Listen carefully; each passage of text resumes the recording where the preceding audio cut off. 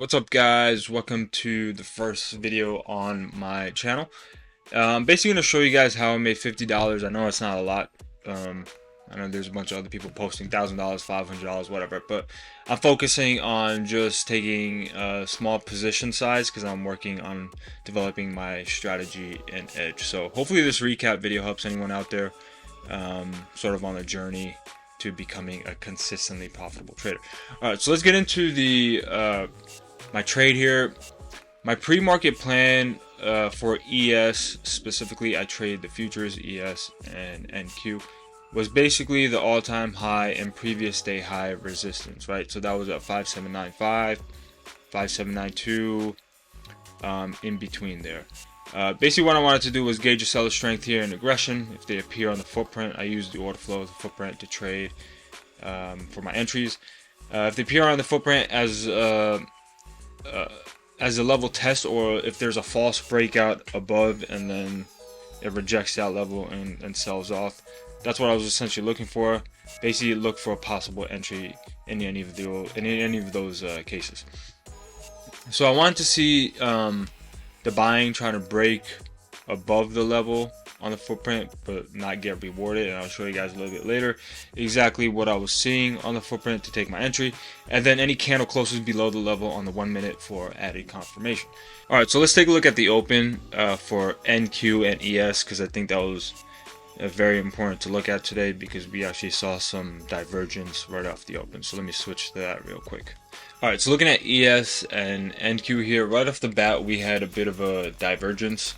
ES was showing some weakness near its all-time highs, while NQ was actually rallying pretty aggressively off this test.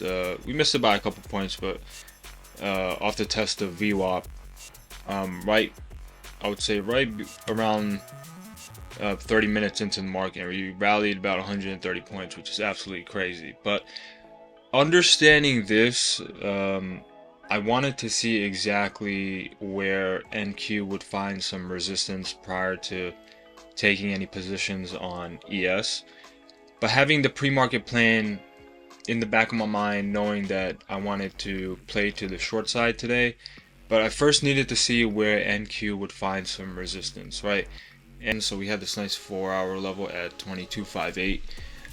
This was a key high from August of this year that we actually ended up sweeping above and then selling off. But this actually helped me take my short position on ES. It was basically another confirmation that I had to short ES here. So alright, so getting into my actual trade, what did I see to take it short? The first thing I saw was this nice candle at the second retest of high a day with this aggressive wick to the downside, basically showing me a rejection of price.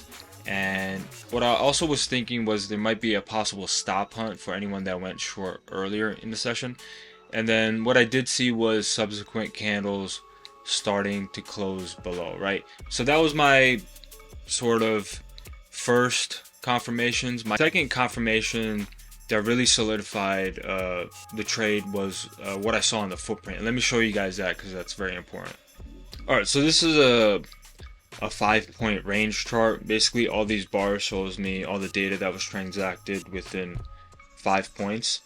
And looking at this bar specifically where I entered, what I did see was that there was a lot of aggressive buying at the highs, right, at 5798, 97, and 96.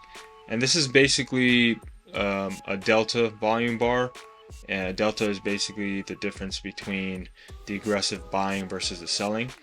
And I saw all this aggressive buying at the highs at 5798, 97, 96, but they weren't getting rewarded, right? So everyone was buying above the highs, trying to buy the breakout, but there was somebody on the opposite side, a seller, absorbing all those prices and then eventually selling the market lower, right?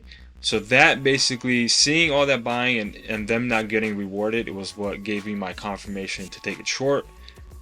I eventually took it short, and then I was targeting, go back to the chart here, targeting around VWAP at 5789.